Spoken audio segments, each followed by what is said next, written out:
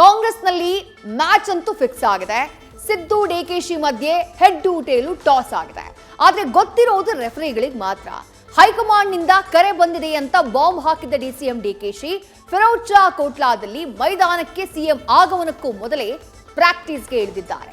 ಆವತ್ತೇನೋ ಹೇಳಿದ್ರು, ಆದ್ರೆ ಗದ್ದುಗೆ ಮಧ್ಯೆ ಅವರಿಗೆ ಇವರು ಬ್ರದರೂ ಅಲ್ಲ ಕಜಿನೂ ಅಲ್ಲ, ಕುರ್ಚಿಗಾಗಿ ಯುದ್ಧಕ್ಕೆ ನಿಂತ ದಾಯಾದಿಗಳಷ್ಟೇ.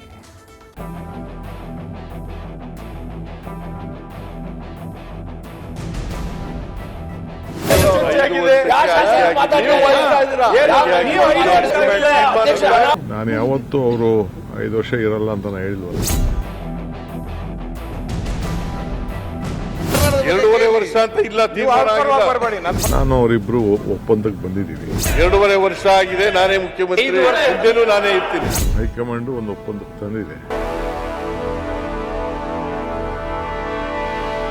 ಜಗದೇಕ ವೀರ ಸಿದ್ದರಾಮಯ್ಯರ ಮಹಾಬಲವೇ ಅಹಿಂದ ಎಂಬ ಶಕ್ತಿ. 5 ವರ್ಷ ನಾನೇ ಸಿಎಂ ಅಂತ ಸದನದಲ್ಲಿ ಘರ್ಜನೆ, ಸಂಕ್ರಾಂತಿಯ ಸುತ್ತ ಬದಲಿಸುವ ಸಿಂಹಾಸನ ಎಂಬ ಸೂರ್ಯನ ಪಥವನ್ನೇ ಹಿಡಿದು ನಿಲ್ಲಿಸುವ ಶಪಥ ತೊಟ್ಟಂತಿದೆ. ಉತ್ತರಾಯಣದ ಸಂಧಿಗೆ ಕುರ್ಚಿ ಸರಿಯದಂತೆ ಸಿದ್ದು ಶತವ್ಯೂಹಗಳನ್ನ ಹೆಗಲೇರಿಸಿ ನಿಂತ ಬಿಲ್ಲುಗಾರನಂತೆ ಕಾಣಿಸ್ತಿದ್ದಾರೆ. ಇತ್ತ ಡಿಸಿಎಂ ಡಿಕೆಶಿ ಕುರ್ಚಿಗಾಗಿ ಕುರುಕ್ಷೇತ್ರ ನಡೆದ್ರೂ ಗೆಲ್ಲುವೆ ಅನ್ನುವ ಆತ್ಮವಿಶ್ವಾಸದಲ್ಲಿ ಬೀಗ್ತಿದ್ದಾರೆ.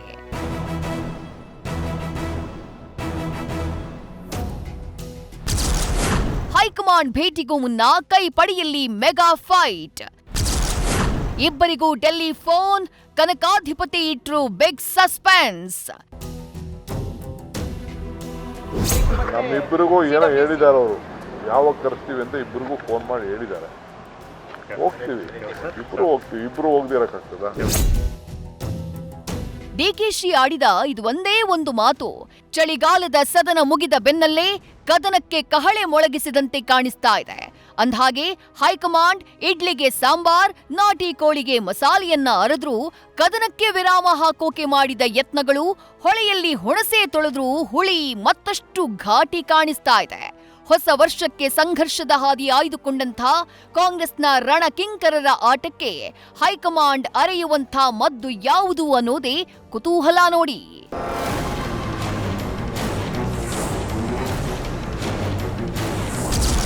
ಡಿಸೆಂಬರ್ 27ರಂದು ಸಿಡಬ್ಲ್ಯೂಸಿ ಸಭೆಗಾಗಿ ದೆಹಲಿಗೆ ತೆರಳುತ್ತಿದ್ದಾರೆ ಸಿದ್ದರಾಮಯ್ಯ.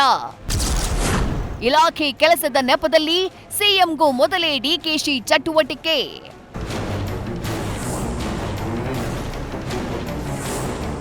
ಅಂದ್ಹಾಗೆ ಕ್ರಿಸ್ಮಸ್ ನಂತರ ಹೊಸ ವರ್ಷಕ್ಕೂ ಮೊದಲು ದೆಹಲಿಯಲ್ಲಿ ಮೆಗಾ ಡಿಬೇಟ್ಗೆ ವೇದಿಕೆ ಸಜ್ಜಾಗ್ತಾ ಇದೆ.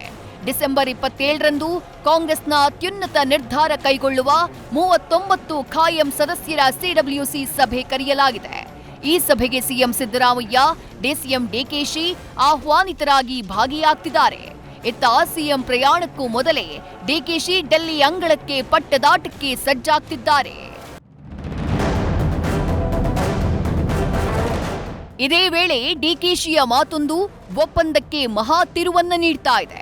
ನಮ್ಮಿಬ್ಬರಿಗೂ ಏನೋ ಹೇಳಿದ್ದಾರೆ, ಯಾವಾಗ ಕರೆಸ್ತೀವಿ ಅಂತ ಫೋನ್ ಮಾಡಿ ಹೇಳಿದ್ದಾರೆ, ಹೋಗ್ತೀವಿ, ಇಬ್ರೂ ಹೋಗ್ತೀವಿ, ಹೋಗದೇ ಇರೋಕ್ಕಾಗತ್ತಾ ಅಂತ ರಾಜಮೌಳಿಗೆ ಟಕ್ಕರ್ ಕೊಟ್ಟಂತೆ ಡಿಕೆಶಿ ಬಿಗ್ ಸಸ್ಪೆನ್ಸ್ ಇಟ್ರು.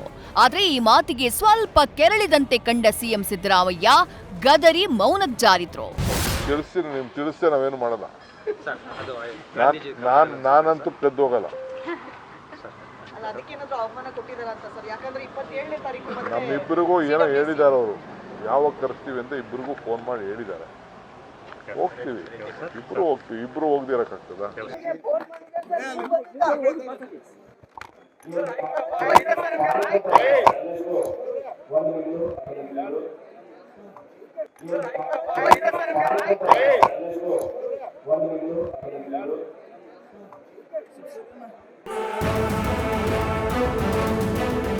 ಕಾಣುವ ಪ್ರತಿ ಡೇಟ್ಗಳು ಎರಡೂ ಬಣಗಳಲ್ಲೂ ಮುಹೂರ್ತದ ರೂಪಗಳಂತೆ ಗೋಚರಿಸ್ತಾ ಇವೆ.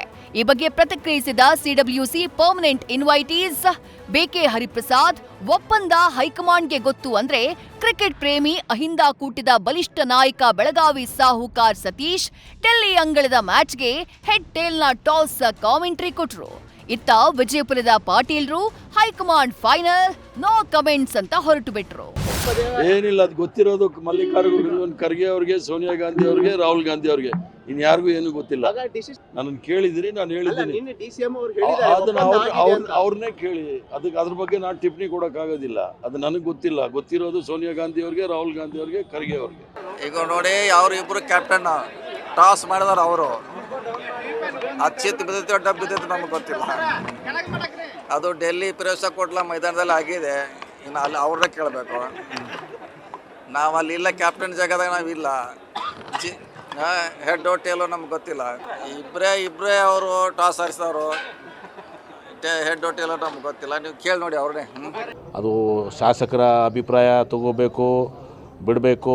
ಈಗ ಸಂದರ್ಭ ಒಗಿಸ್ಬಾರ್ದಲ್ಲ. ಈಗ ಮುಖ್ಯಮಂತ್ರಿ ಕುರ್ಚಿ ಖಾಲಿ ಇಲ್ಲ. ಈಗ ಇಬ್ಬರು ತಮ್ಮ ಅಭಿಪ್ರಾಯಗಳನ್ನ ಹೇಳಿದ್ದಾರೆ. ನಮ್ಮ ಪಕ್ಷದಲ್ಲಿ ಹೈಕಮಾಂಡ್ ಅಂತಿಮ. ಇವತ್ತು ಯಾರೇ ಏನೇ ಹೇಳಿದ್ರು ಕೂಡ ಅದು ಹೈಕಮಾಂಡೇ ಸುಪ್ರೀಂ. ಒಟ್ಟಾರೆ ಅಧಿವೇಶನದ ಬಳಿಕ ಕಾಂಗ್ರೆಸ್ನಲ್ಲಿ ಭೂಕಂಪನದ ನೆರಿಗೆಗಳು ಕಾಣಿಸ್ತಾ ಇವೆ. ಹೈಕಮಾಂಡ್ನ ಲಕ್ಷ್ಮಣ ರೇಖೆಯ ಸ್ಪಷ್ಟ ಉಲ್ಲಂಘನೆಗಳು ಸಮುದ್ರ ಲಂಘನವಾಗ್ತಿವೆ. ಈಗೇನಿದ್ರು ವರ್ಷದ ಕೊನೆಯಲ್ಲಿ ಉಲ್ಬಣಿಸಿದ ಈ ಕದನಕ್ಕೆ ಮುಕ್ತಿ ಸಿಗುತ್ತಾ? ಸಂಕ್ರಾಂತಿಗೆ ಕ್ರಾಂತಿ ಖಚಿತಾನ ಅನ್ನುವುದು suspense. Political bureau, news first. News first ನಿರ್ಭೀತಿಯಿಂದ ನಿಮ್ಮ ಪರವಾಗಿ.